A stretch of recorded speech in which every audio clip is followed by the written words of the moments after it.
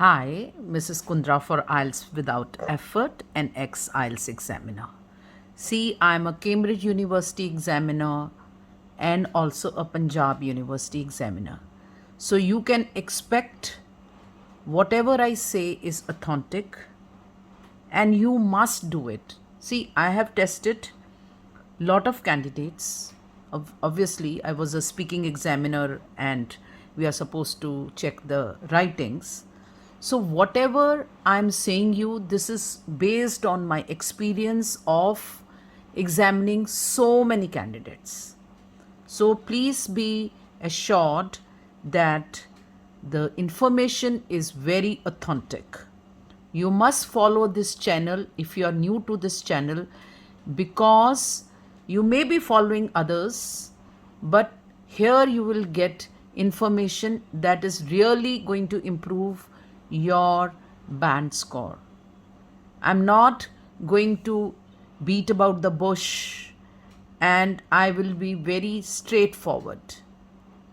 Of course, when you are going to watch this video, there are a lot of misconceptions that you have about the speaking module, and therefore you are staying at 5 or 5.5. Yes, there are a lot of misconceptions, and it is not your fault. The fault is that there is so much of material available on the internet. The student gets confused what to follow and what not to follow. So it is better if you follow an Ex IELTS examiner, because all that is going to get you are going to get is authentic information, a valid information. So please see that you follow this channel, IELTS Without Effort, on the YouTube if you have not. And I always make unedited and extempo, kind of videos, right? So I'm not rehearsing and it all becomes extempo and or whatever comes into my mind. But of course the points are there and I elaborate it. Now, why are you stuck at 5? You will have to please at least forget for some time what is being taught by the other channels. Please forget that for some time and see and analyze. You are doing these mistakes. See, now I'm not going to name any channel. Of course, they are having lot of followings and therefore I would refrain them from naming them, because it doesn't help you ultimately in solving your problem, right? But of course, I will be bursting some myths. There are going to be slip of my tongue because I try to speak slowly because people are not able to understand. Therefore, I try to speak on a low speed. Anyway, I'm not going to edit. I'm just going, a kind of a live. So there is one channel, I was just going through that. In part 1, I would like to suggest you that you should answer the question directly. Now, ma'am, what does this mean? I'll give you an example. This example,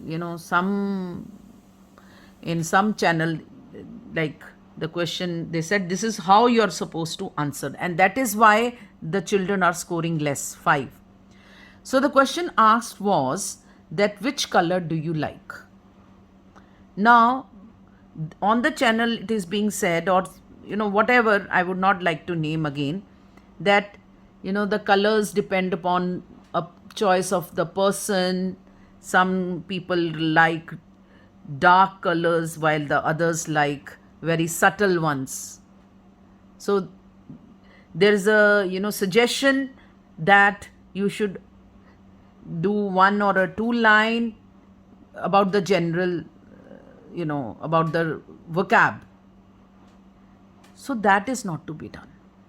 It, whenever you will come here with to the examiner, to me it will appear, oh, he's going memorized. You have to answer the question directly.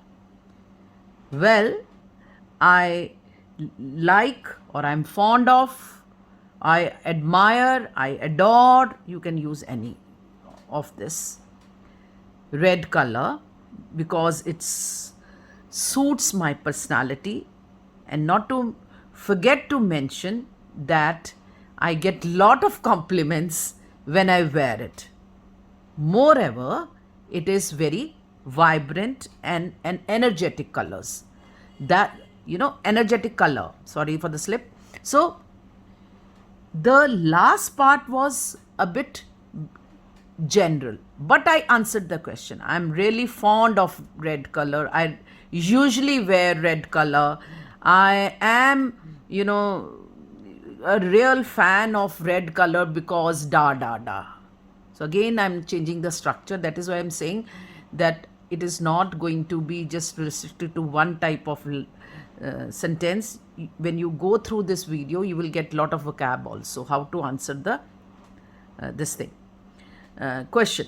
So it should be short and precise. That is what I'm telling. There are many colors and it depends upon one's attitude. Some people like dark ones, the others prefer which are light. It depends upon the personality of the person, depends upon the liking, what a person likes. All such things are not to be done in part 1. You have to be short and precise. In part 1 and part 3, there is lot of difference.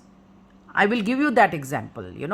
Suppose you are answering in part 1, how you will answer the same question regarding the same topic, and if you are answering in part 3, it will be different, because IELTS is trying to note various aspects of your language.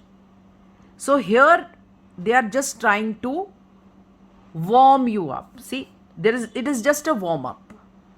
So one again myth I want to clear is, oh ma'am, in part 1 I just went blank, so I am not going to get more than 5. Who says that?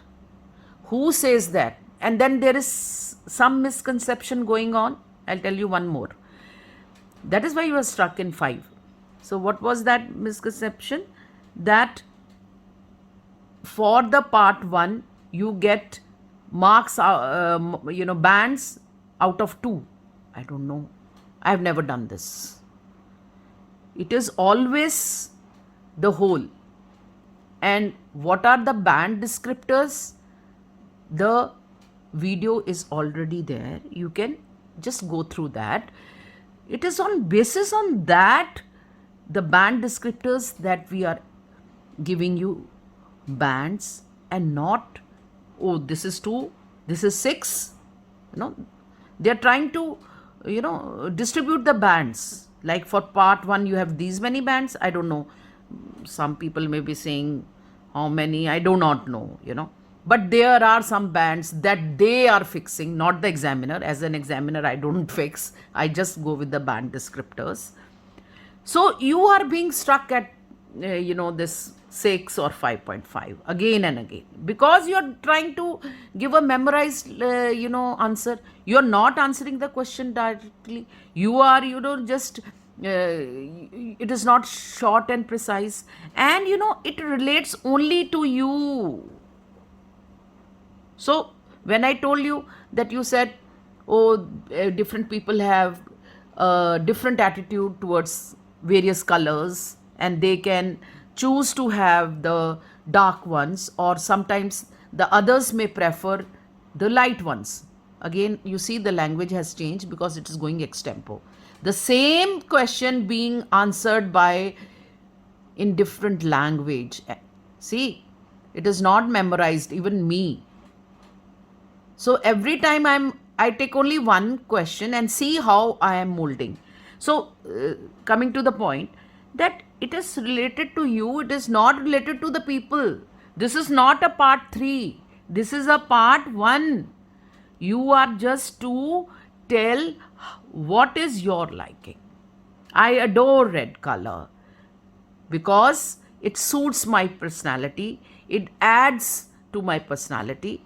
Moreover, everybody compliments me whenever I wear it. It is so vibrant and energetic. So, you are telling about yourself. You are telling about yourself. You are not telling about others. So, don't go for something that is generalized. They are asking you which color you like. Which color you like. See what is being asked.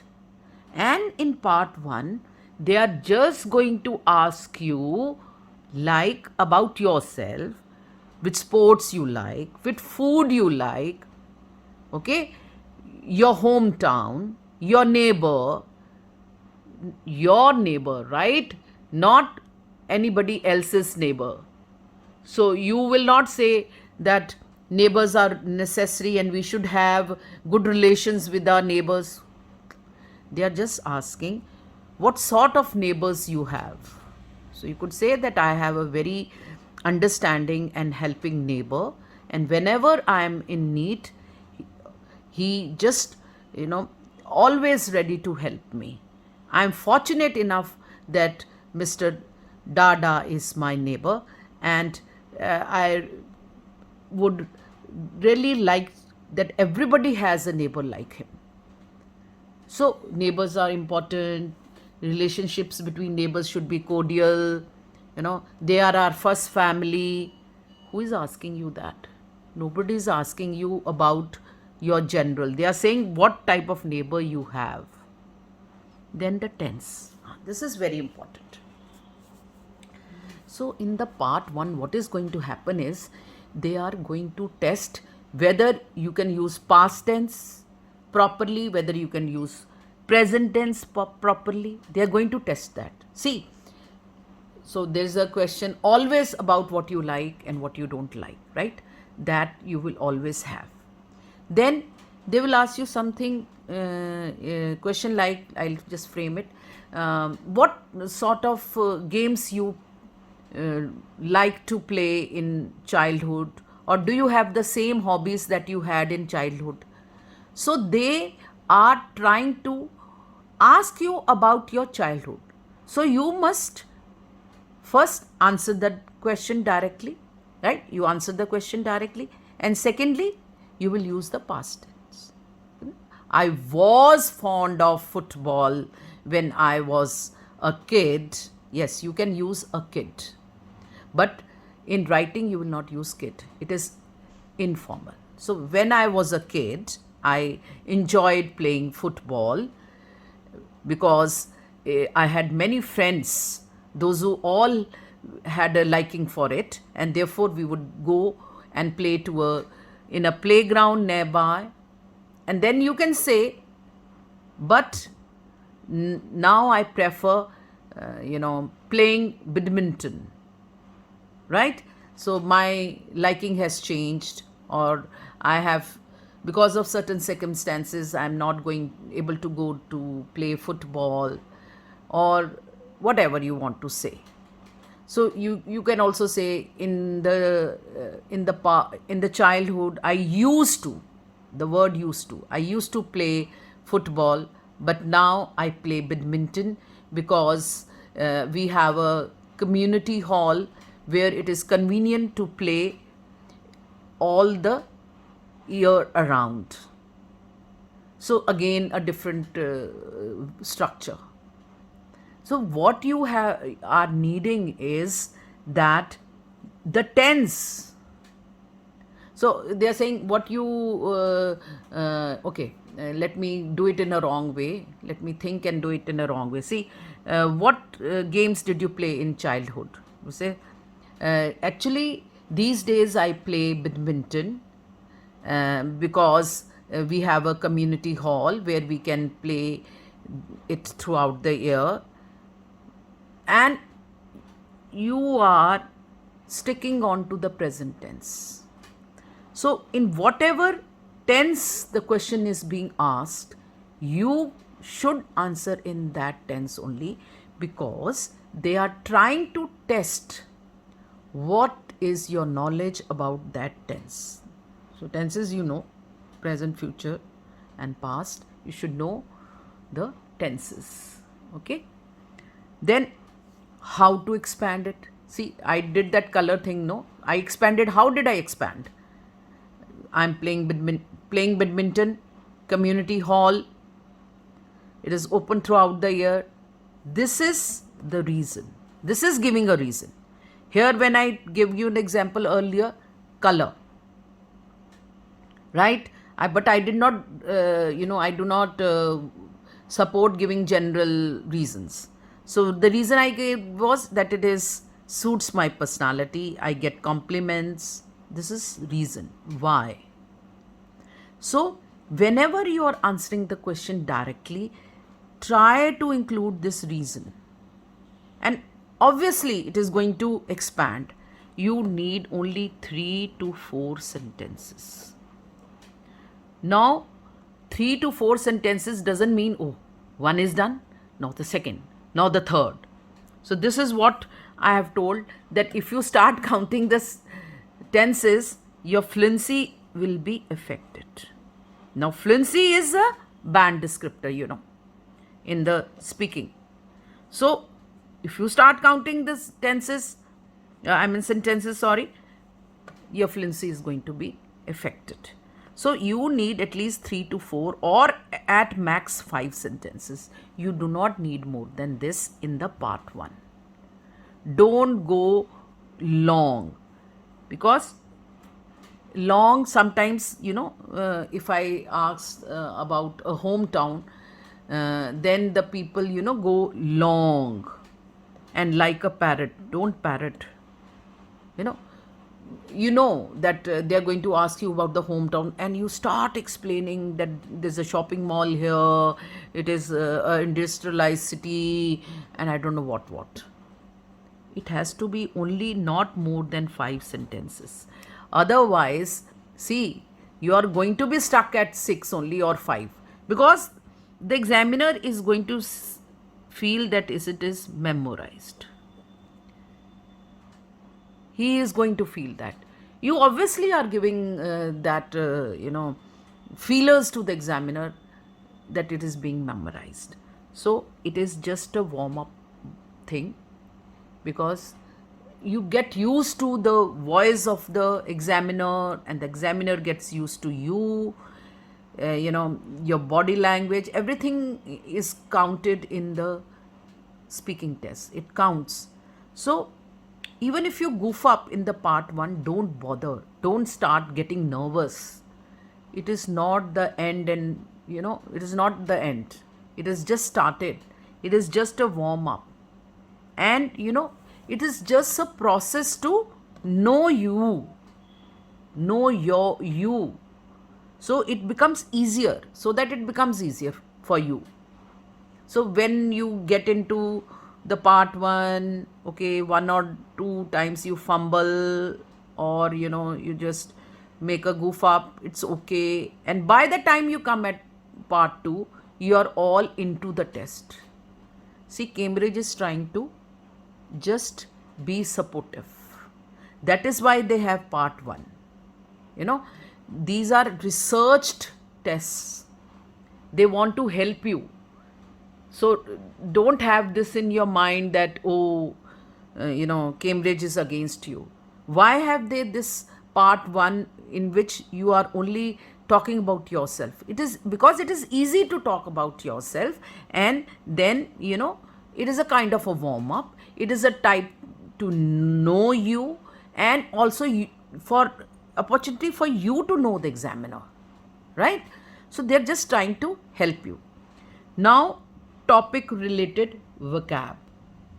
So if you are having hometown, sports, color, and if you go through, the various sites, you can come to know the topic vocabulary. Because if you know the topic vocabulary, you will not run out of the ideas, right? See, like I can give you an example. Suppose you are, talking about your job. Then you can have some, topic vocabulary, like you have to talk about your boss, co-workers or your clients, your salary. Then you could talk about your degree, whether you what sort of assignments you have, then what is the position, whether you're a manager, what is the nature of your duties. All this is the vocabulary related to your job. And see, be prepared with the topic vocabulary relating to your studies. It is going to be very helpful. This is a tip. Plus your job also. This was the general thing, I do not know whatever is your job if you're a student, but you should have a lot of topic vocabulary ready with you. That doesn't mean that you should have memorized sentences. Of course, I'm not against memorization, because you have to, of course, if you want to improve your vocab, you have to have some good vocab, right? Topic vocabulary. But you should not memorize the sentences. Okay? You should know good words, and these words, should help you to build up ideas. So that is why it is, required. Then, see, you should try to produce complex sentences. See, I love blue color. It is very energetic. It is vibrant. So this is simple sentences, and you will be stuck at band 5 when you're working, you're speaking, such simple sentences. You need variety. So you can, here you should have some linkers so that you can make it complex.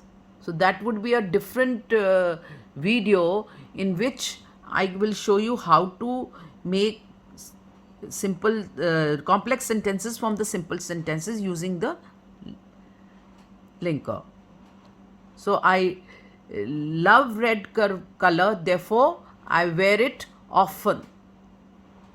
Therefore, just one linker I have told you. Okay. So try to produce error-free sentences. See, when your sentence is error-free, it will convey the meaning without causing any difficulty to the listener. Now here the listener is the examiner. Sometimes your sentences are such that they obscure the meaning. The meaning is obscured, or the meaning is not clear. So try to have error-free sentences. So what I want to stress in this video is that please don't go for people who are saying that you can have a general one-liner and then go and answer the question. What is required is 3 to 5 sentences. And the tip is, don't speak more. The more you speak, the more, chances of your making mistakes. So why don't you reduce those chances? It's better you speak as that much is required. Either if you speak long, you're going to speak memorized sentences, or you're going to make a lot of mistakes. And so answer the question directly. Be precise. Just remember the tense in which you have to answer. Don't give one-line answers. That is, I love blue color. Oh my God. Where is the reason? Because it suits my personality. Okay. So that is a reason. And moreover, and in addition to that, I get lot of compliments when I wear it. So this is the reason why you are liking that color. You don't have to give answer like I love red color. And please, it is only about you. It is not about your country. It is not about anything. So no general statements. And please try to have complex structures. Don't give just simple answers, simple sentences. You will be stuck in band 7. And please, if you have liked this video, you must please press the bell icon and subscribe to this channel, please. Because I'm giving you authentic information. You will not get any information that is not authentic or which is not correct. In this channel, you are not going to get misguided. This is a channel where the examiner is speaking her mind, or the examiner is speaking his mind. What we are trying to find out in the candidates. That is what I'm going to tell you. And I'm trying to give back to you, those who cannot afford coaching, that they get good advice and they don't get carried away by the other things that the channels are giving. Thank you, and I will be uploading more videos like this.